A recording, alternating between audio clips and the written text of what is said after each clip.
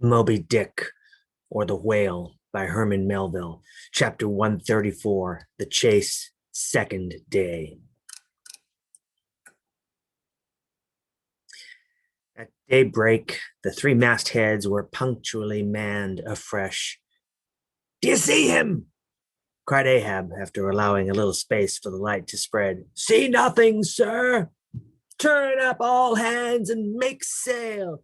He travels faster than I thought for. The topgallant sails. Aye, they should have been kept on her all night. But no matter, 'tis but resting for the rush." Here be it said that this pertinacious pursuit of one particular whale continued through day into night, and through night into day, is a thing by no means unprecedented in the South Sea fishery. For such is the wonderful skill, prescience of experience, and invincible confidence acquired by some great natural geniuses among the Nantucket commanders, that from the simplest observation of a whale when last descried, they will, under certain given circumstances, pretty accurately foretell both the direction in which he will continue to swim for a while out of sight, as well as his probable rate of progression during that period. And in these cases, somewhat as a pilot, when about losing sight of a coast whose general trending he well knows, and which he desires shortly to return to again, but at some further point, like as this pilot stands by his compass and takes the precise bearing of the cape at present visible, in order the more certainly to hit aright the remote unseen headland eventually to be visited, so does the fisherman at his compass with the whale. For after being chased and diligently marked through several hours of daylight, then, when night obscures the fish, the creature's future wake through the darkness is almost as established to the sagacious mind of the hunter as the pilot's coast is to him. So that to this hunter's wondrous skill, the proverbial evanescence of a thing writ in water awake is to all desired purposes well nigh as reliable as the steadfast land, and as the mighty iron leviathan of the modern railway is so familiarly known in its every pace, that with watches in their hands men time his rate as doctors that of a baby's pulse, and lightly say of it, the up train or the down train will reach such and such a spot at such and such an hour. Even so, almost, there are occasions when these Nantucketers time that other Leviathan of the deep, according to the observed humor of his speed, and say to themselves, so many hours hence this whale will have gone 200 miles, will have about reached this or that degree of latitude or longitude. But to render this acuteness at all successful in the end, the wind and the sea must be the whaleman's allies. For of what present avail to the becalmed or wind-bound mariner is the skill that assures him he is exactly 93 leagues and a quarter from his port. Inferable from these statements are many collateral subtile matters touching the chase of whales. The ship tore on, leaving such a furrow in the sea as when a cannonball, missent, becomes a plowshare and turns up the level field. "By salt and hemp!" cried Stubb, "but this swift motion of the deck creeps up one's legs and tingles at the heart. This ship and I are two brave fellows. Ha! Ha! Someone take me up and launch me spine-wise on the sea, for by live oaks my spine's a keel. Ha! Ha! We go the gait that leaves no dust behind." "There she blows! She blows! She blows right ahead!" was now the masthead cry. "Aye, aye," cried Stubb, "I knew it. You can't escape. Blow on and split your spout, O whale. The mad fiend himself is after you. Blow your trump, blister your lungs. Ahab will dam off your blood as a miller shuts his water gate upon the stream." And Stubb did but speak out for well nigh all that crew. The frenzies of the chase had by this time worked them bubblingly up like old wine worked anew, Whatever pale fears and forebodings some of them might have felt before, these were not only now kept out of sight through the growing awe of Ahab, but they were broken up and on all sides routed as timid prairie hares that scatter before the bounding bison. The hand of fate had snatched all their souls, and by the staring perils of the previous day, the rack of the past night's suspense, the fixed, unfearing, blind, reckless way in which their wild craft went plunging towards its flying mark, by all these things, their hearts were bowled along. The wind that made great bellies of their sails and rushed to the vessel on by arms invisible as irresistible. This seemed the symbol of that unseen agency which so enslaved them to the race. They were one man, not 30.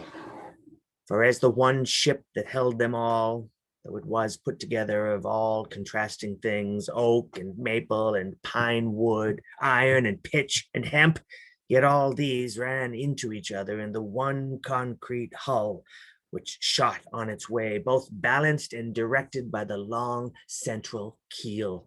Even so, all the individualities of the crew, this man's valor, that man's fear, guilt, and guiltiness, all varieties were welded into oneness, and were all directed to that fatal goal which Ahab, their one lord and keel, did point to. The rigging lived. The mastheads, like the tops of tall palms, were outspreadingly tufted with arms and legs. Clinging to a spar with one hand, some reached forth the other with impatient wavings. Others, shading their eyes from the vivid sunlight, sat far out on the rocking yards. All the spars in full bearing of mortals, ready and ripe for their fate. Ah, how they still strove through that infinite blueness to seek out the thing that might destroy them. "Why sing ye not out for him if ye see him?" cried Ahab, when after the lapse of some minutes since the first cry no more had been heard. "Sway me up, men, you've been deceived. Not Moby-Dick casts one odd jet that way and then disappears." It was even so. In their headlong eagerness, the men had mistaken some other thing for the whale spout, as the event itself soon proved. For hardly had Ahab reached his perch, hardly was the rope belayed to its pin on deck, when he struck the keynote to an orchestra that made the air vibrate as with the combined discharges of rifles. The triumphant halloo of 30 buckskin lungs was heard, as much nearer to the ship than the place of the imaginary jet, less than a mile ahead. Moby-Dick bodily burst into view. For not by any calm and indolent spoutings, not by the peaceable gush of that mystic fountain in his head, did the white whale now reveal his vicinity, but by the far more wondrous phenomenon of breaching. Rising with his utmost velocity from the furthest depths, the sperm whale thus booms his entire bulk into the pure element of air, and piling up a mountain of dazzling foam, shows his place to the distance of 7 miles and more. In those moments, the torn, enraged waves he shakes off seem his mane. In some cases, this breaching is his act of defiance. "There she breaches! There she breaches!" was the cry, as in his immeasurable bravadoes the white whale tossed himself salmon-like to heaven.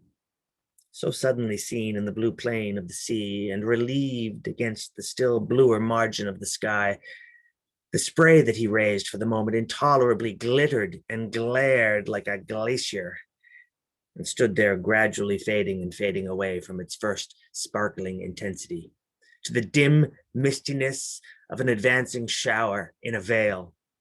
"Aye, breach your last to the sun, Moby-Dick!" cried Ahab. "Thy hour and thy harpoon are at hand. Down, down, all of you, but one man at the fore. The boats stand by."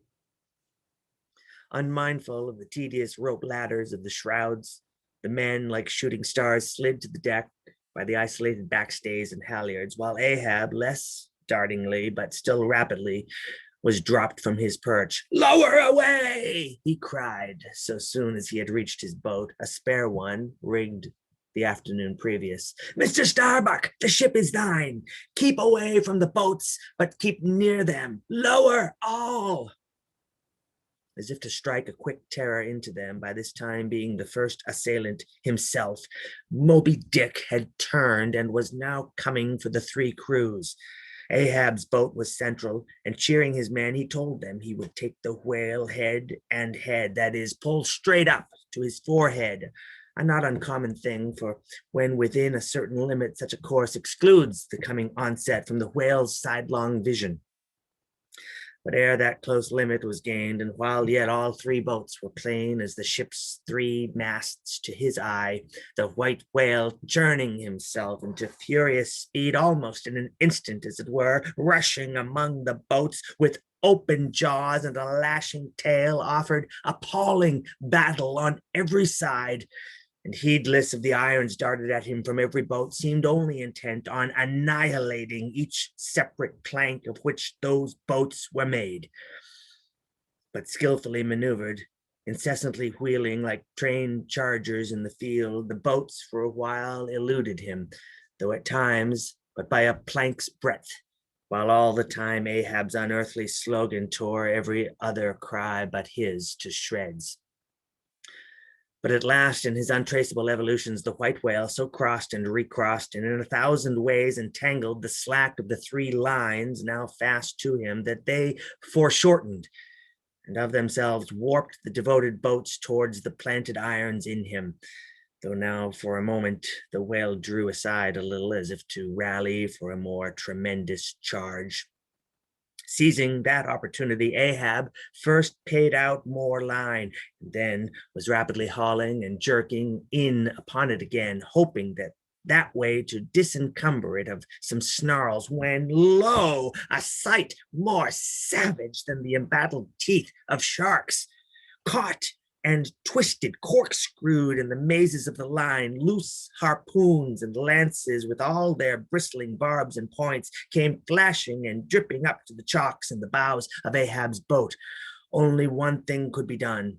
Seizing the boat knife, he critically reached within, though, and then, without the rays of steel, dragged in the line beyond, passed it inboard to the bowsman, and then, twice sundering the rope near the chocks, dropped the intercepted faggot of steel into the sea, and was all fast again.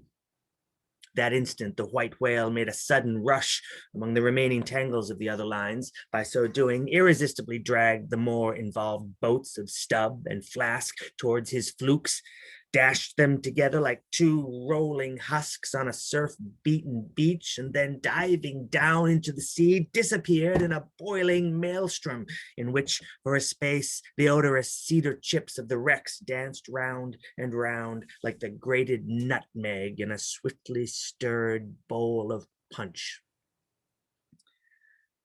While the two crews were yet circling in the waters, reaching out after the revolving line tubs, oars, and other floating furniture, while a slope little Flask bobbed up and down like an empty vial, twitching his legs upwards to escape the dreaded jaws of sharks, and Stubb was lustily singing out for some one to ladle him up, and while the old man's line, now parting, admitted of his pulling into the creamy pool to rescue whom he could, in that wild simultaneousness of 1,000 concreted perils, Ahab's yet unstricken boat seemed drawn up towards heaven by invisible wires, as arrow-like, shooting perpendicularly from the sea, the white whale dashed his broad forehead against its bottom and sent it turning over and over into the air till it fell again, gunwale downwards, and Ahab and his men struggled out from under it like seals from a seaside cave. The first uprising momentum of the whale, modifying its direction as he struck the surface, involuntarily launched him along it to a little distance from the center of the destruction he had made, and with his back to it he now lay for a moment, slowly feeling with his flukes from side to side, and whenever a stray oar or bit of plank, the least chip or crumb of the boat touched his skin, his tail swiftly drew back and came sideways, smiting the sea. But soon, as if satisfied that his work for that time was done, he pushed his pleated forehead through the ocean, and trailing after him the intertangled lines, continued his leeward way at a traveler's methodic pace. As before, the attentive ship, having descried the whole fight, again came bearing down to the rescue, and dropping a boat, picked up the floating mariners, tubs, oars, and whatever else could be caught at, and safely landed them on her decks. Some sprained shoulders, wrists, and ankles, livid contusions, wrenched harpoons and lances, inextricable intricacies of rope, shattered oars and planks, all these were there. But no fatal or even serious ill seemed to have befallen anyone. As with Fedallah the day before, so Ahab was now found grimly clinging to his boat's broken half, which afforded a comparatively easy float, nor did it so exhaust him as the previous day's mishap. But when he was helped to the deck, all eyes were fastened upon him, as, instead of standing by himself, he still half hung upon the shoulder of Starbuck, who had thus far been the foremost to assist him. His ivory leg had been snapped off, leaving but one short, sharp splinter. Aye, Starbuck, 'tis sweet to lean sometimes, be the leaner who he will, and would old Ahab have leaned oftener than he has. The ferule has not stood, sir, said the carpenter, now coming up. I put good work into that leg. But no bones broken, sir, I hope, said Stubb with true concern. Aye, and all splintered to pieces, Stubb, do you see it? But even with a broken bone, old Ahab is untouched, and I account no living bone of mine one jot more me than this dead one that's lost. Nor white whale, nor man, nor fiend can so much as graze old Ahab in his own proper and inaccessible being. Can any lead touch yonder floor, any mast scrape yonder roof? Aloft there, which way? Dead to leeward, sir. Up helm, then, pile on the sail again. Ship keepers, down the rest of the spare boats and rig them. Mr. Starbuck, away, and muster the boat's crews. Let me first help thee towards the bulwarks, sir, said Starbuck. Oh, how this splinter gores me now. Accursed fate that the inconquerable captain in the soul should have such a craven mate. Sir, my body, man, not thee. Give me something for a cane. There, that shivered lance will do. Muster the men. Surely I have not seen him yet. By heaven, it cannot be. Missing? Quick, call them all. Well, the old man's hinted thought was true. Upon mustering the company, the Parsee was not there. The Parsee, cried Stubb. He must have been caught in the black vomit wrench thee. Run all of ye above, alow, cabin, forecastle. Find him. Not gone, cried Ahab. But quickly they returned to him with the tidings that the Parsee was nowhere to be found. Aye, sir, said Stubb, caught among the tangles of your line. I thought I saw him dragging under. My line, cried Ahab. Gone. What means that little word? What death knell rings in it that old Ahab shakes as if he were the belfry? The harpoon, too? Toss over the litter there. Do you see it? The forged iron man, the white whales. No, blistered fool, this hand did dart it, 'tis in the fish. Aloft there, keep him nailed. Quick, all hands to the rigging of the boats. Collect the oars, harpooneers, the irons, hoist the royals higher. A pull on all the sheets, helm there. Steady for your life. I'll 10 times girdle the unmeasured globe, yea, and dive straight through it, but I'll slay him yet. Great God! But for one single instant show thyself, cried Starbuck. Never wilt thou capture him, old man. Jesus, name no more of this. That's worse than devil's madness. 2 days chased, twice stove to splinters, thy very leg once more snatched from under thee, thy evil shadow gone, all good angels mobbing thee with warnings. What more wouldst thou have? Shall we keep chasing this murderous fish till he swamps the last man? Shall we be dragged by him to the bottom of the sea? Shall we be towed by him to the infernal world? Oh, impiety and blasphemy to hunt him more. Starbuck, of late I've felt strangely moved to thee. Ever since that hour we both saw, thou knowest what, in one another's eyes. But in this matter of the whale, be the front of thy face to me as the palm of this hand, a lipless, unfeatured blank. Ahab is forever Ahab, man. This whole act's immutably decreed. 'Twas rehearsed by thee and me a billion years before this ocean rolled. Fool! I am the fate's lieutenant. I act under orders. Look thou, underling, that thou obeyest mine. Stand round me, men. You see an old man cut down to the stump, leaning on a shivered lance, propped up on a lonely foot. 'Tis Ahab. His body's part, but Ahab's soul is a centipede that moves upon 100 legs. I feel strained, half stranded as ropes that tow dismasted frigates in a gale, and I may look so, but ere I break, you'll hear me crack. Until you hear that, know that Ahab's hawser tows his purpose yet. Believe me, men, in the things called omens, then laugh aloud and cry encore, for ere they drown, drowning things will twice rise to the surface and then rise again to sink forevermore. So with Moby-Dick, 2 days he's floated, tomorrow will be the third. Aye, men, he'll rise once more, but only to spout his last. Do you feel brave, men? Brave? As fearless fire, cried Stubb. And as mechanical, muttered Ahab. Then as the men went forward, he muttered on, the things called omens. And yesterday I talked the same to Starbuck there concerning my broken boat. Oh, how valiantly I seek to drive out of others' hearts what's clinched so fast in mine. The Parsee gone, and he was to go before, but still was to be seen again ere I could perish. How's that? There's a riddle now might baffle all the lawyers backed by the ghosts of the whole line of judges. Like a hawk's beak, it pecks my brain. I'll solve it, though. When dusk descended, the whale was still in sight to leeward.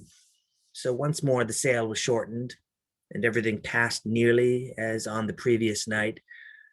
Only the sound of hammers and the hum of the grindstone was heard till nearly daylight, as the men toiled by lanterns in the complete and careful rigging of the spare boats and sharpening their fresh weapons for the morrow. Meantime, of the broken keel of Ahab's wrecked craft, the carpenter made him another leg, while still, as on the night before, slouched Ahab stood fixed within his scuttle, his hid heliotrope glance anticipatingly gone backward on its dial, sat due eastward for the earliest sun.